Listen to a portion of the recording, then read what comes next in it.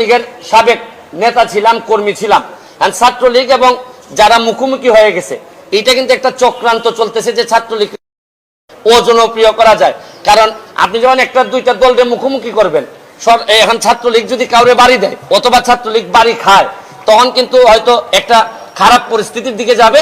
ছাত্রলীগকে আরো অজনপ্রিয় করার একটা প্রক্রিয়া চলতেছে। আমি মনে করি, আমি ছাত্রলীগকেও দাবি জানাবো যে আপনারা প্রকৃত অর্থে যদি কাউকে প্রতিহত করেন, তাহলে যদি দেখা যায় যে এই আন্দোলনের বাইরে থেকে কেউ এসে সরকারের ক্ষতি করতে চায়, রাষ্ট্রের ক্ষতি করতে চায়, তাদেরকে আপনারা প্রশাসনের কাছে হস্তান্তর করবেন, নিজেরা আইন তুলে নেবেন না।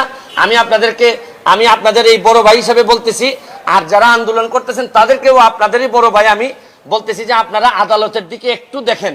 1 মাস পরে যদি আপনাদের মনে হয় যে না, এটা যৌক্তিক সমাধান হয় নাই, তাহলে আপনারা আবার আন্দোলন করতে পারেন।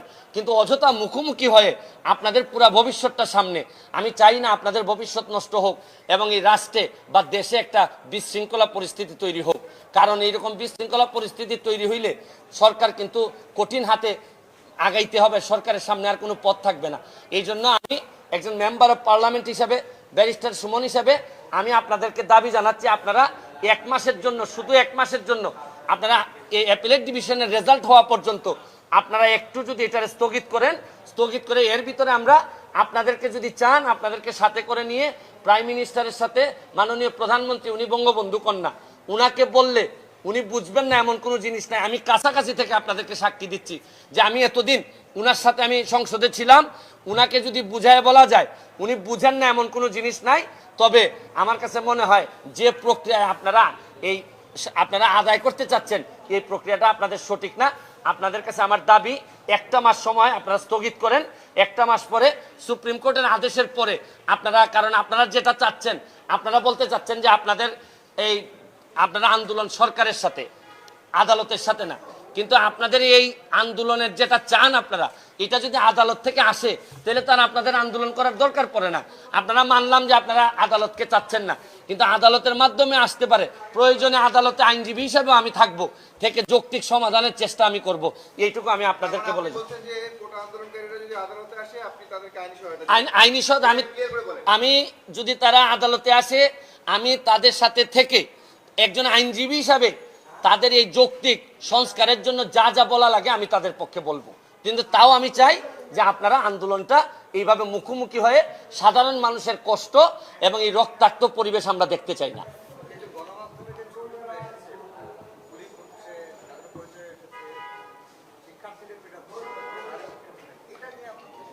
আমি তো এইটা দেখেই তো আজকে এখানে মুখোমুখি হলাম আপনাদের। আমি গতকালকে যে পরিস্থিতি দেখলাম, শুনেন, প্রতিটা দল বা সংগঠন সব সময় তো একই আদর্শের উপর সব লোক থাকে না। তারা আদর্শের ব্যত্যয় ঘটায়, দেখা গেল কেউ কেউ অতিরিক্ত আবেগ দেখাচ্ছে। এটা দেখাইতে গিয়ে তো আলটিমেটলি পুরা দলেরই বদনাম হচ্ছে। বা ধরেন সাধারণ আন্দোলনকারীদের পক্ষে যদি কেউ ছাত্রলীগরে মারে বা অমুককে মারে, তখন তাদেরও বদনাম হচ্ছে। আমার কথা হচ্ছে যে সংঘর্ষের মধ্য দিয়া, সন্ত্রাসের মধ্য দিয়া এগুলাতে কোনো সমাধান আসবে না, বরং আমরা আরো পিছাই যাব। আমরা সামনের দিকে আগাচ্ছি। বঙ্গবন্ধুর সোনার বাংলা বানানোর জন্য আমাদের সবাইকে একটু ধৈর্য ধরতে হবে। আমি শুধু 1 মাসের সময় চাচ্ছি অপেক্ষা করার জন্য। আমি তো বলছি না যে আপনারা আন্দোলন একেবারে বন্ধ করে দেন। আমি বলছি যে এই 1 মাস আপনারা আদালতের সিদ্ধান্ত দেখেন। প্রয়োজনে আমরা প্রাইম মিনিস্টারের কাছে যাই, গিয়ে ওনার সাথে কথা বলি। কারণ উনি তো শুধু প্রাইম মিনিস্টার না, উনি তো বঙ্গবন্ধু কন্যা জননেত্রী শেখ হাসিনা। উনারে বুঝাইয়া বললে, আমি নিজে পার্সোনালি উনার কাছে গিয়ে আমি দেখছি, উনারে বুঝাইয়া বললে এমন কিছু নাই, হয় না। আপনি জানেন, আমাকে মৃত্যুর হুমকি দিছিল। আমি প্রাইম মিনিস্টারকে গিয়ে বলছিলাম, উনি প্রায় 3 থেকে 4 দিনের মধ্যে বাধ্য করছেন আমাকে, যারা হুমকি দিয়েছিল তাদের সবাইকে ধরতে, এবং যারা যারা এগুলোর সাথে ইনভলভ। কারণ আমি জানি যে উনারে বুঝায় বললে কতটুকু বোঝানো যায়। এই জন্য এই অভিজ্ঞতা থেকে একজন এমপি হিসাবে আপনাদের কাছে আমি দাবি জানাচ্ছি, অযথা এই সন্ত্রাসের দিকে গিয়ে, আন্দোলনের দিকে গিয়ে, ভাঙাভাঙির দিকে গিয়ে রক্তাক্ত অবস্থায় আমাদের কোনো সমাধান হয় না। কারণ আমরা এই গত সপ্তাহে আপনারা জানেন 3 ঘন্টা, 3.5 ঘন্টা, 4 ঘন্টা করে জেমে মানুষ বসে আছে। আমরা তো কিছুটা এগুলা থেকে মুক্তি পাইতেছি, কেন আবার এগুলাতে আমরা ফিরে যাব? আচ্ছা, আপনি এত কিছু বললেন, কিন্তু কালকে যে পরিস্থিতিতে কিন্তু আন্দোলনকারীরা যতটা না করেছে তার থেকে বেশি করেছে ছাত্রলীগ। সবাই মনে হবে, সবাই দেখেছে। তাদের প্রতি আপনার কোনো? আমার বক্তব্য হচ্ছে কি, আমি তো বলছি, যেহেতু আমি ছাত্রলীগের সাবেক নেতা, ছাত্রলীগের তো সবাই তো সবভাবে, আমি বললাম না অতি আবেগে অনেকে অনেকে, কালকের ঘটনাটা আমাকে কষ্ট দিছে, এই কারণেই তো আমি আজকে এখানে এসে দাঁড়াইলাম। আমার কাছে মনে হয়েছে যে ছাত্রলীগ, কালকে ছাত্রলীগ এবং সাধারণ ছাত্রছাত্রীদের মধ্যে যা হয়েছে তা অত্যন্ত দুঃখজনক, এবং এই দুঃখজনক পরিস্থিতি এড়াইতে হবে যে কোনোভাবে এইটার জন্য। এবং কালকে যারা আহত হয়েছে, আমি সরকারের কাছে দাবি জানাবো সবাইকে পরিপূর্ণভাবে চিকিৎসার ব্যবস্থা করা, এবং যারা যারা দায়ী, কারণ আপনি যেই হন না কেন আপনি আরেকজনকে মারতে পারবেন না। আপনি কোনো আপনার সমস্যা থাকলে আপনি অথরিটির কাছে তুলে দিতে পারবেন। কেউ যদি আপনার মনে হয় রাষ্ট্রবিরোধী কাজ করতেছে, আপনি অথরিটির কাছে তুলে দিবেন। কিন্তু এটা যে পক্ষেই হোক, ছাত্রলীগই হোক আর যেই হোক, আমার কাছে মনে হয় তো অন্যের উপর হাত তোলাটা কোনোভাবেই কেউ মেনে নিবে না।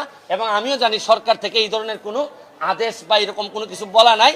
অনেকে অতি আবেগে এই কাজটি করে থাকতে পারে। আমার কাছে মনে হয়েছে যে ছাত্রলীগ যদি কোনো মারধরের ঘটনায় থেকে থাকে, এইটা ছাত্রলীগের কোনো দলীয় সিদ্ধান্ত না, এটা হচ্ছে গিয়ে অতি আবেগ। ওই কিছু কিছু লোক হাইব্রিড থাকে, তারা নিজেদেরকে প্রমাণ করার জন্য ছাত্রলীগের ট্যাগ লাগাইয়া দেখা যায় আরেকজনকে মারতেছে। এরা কি বুঝে না যে আমি যখন একজনকে মারতেছি এটা সারা বাংলাদেশে ভিডিও হচ্ছে, আমার দলের ক্ষতি হইতেছে? এটা কি এরা বুঝে না? যারা বুঝে এরা কখনো মারবে না, আর যারা মারে এরা প্রকৃত ছাত্রলীগ না।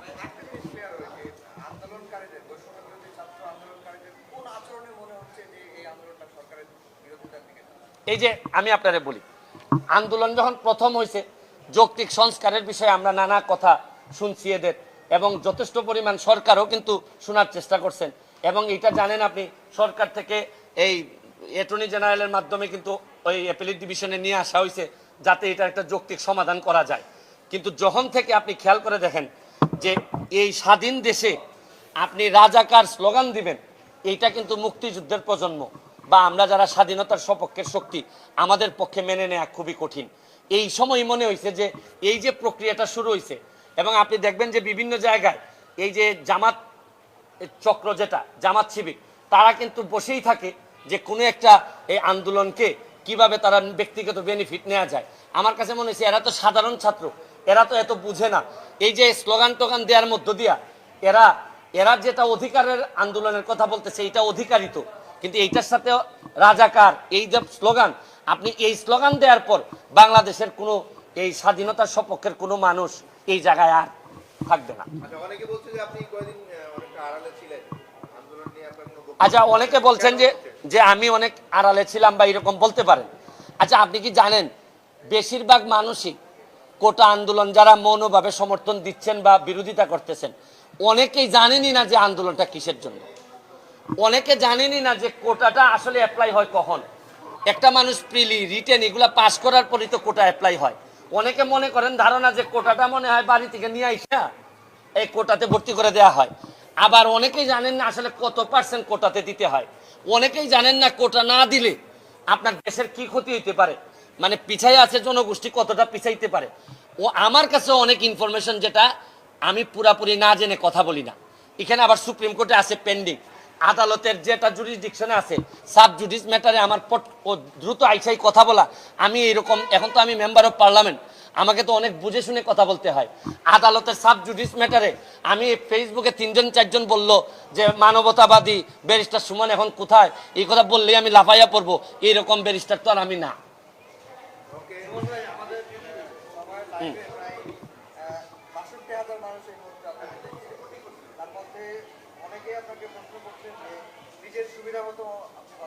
যে আমি তো অবশ্যই আমার সুবিধা মতো বলছি, কিন্তু আমার সুবিধা কোনটা?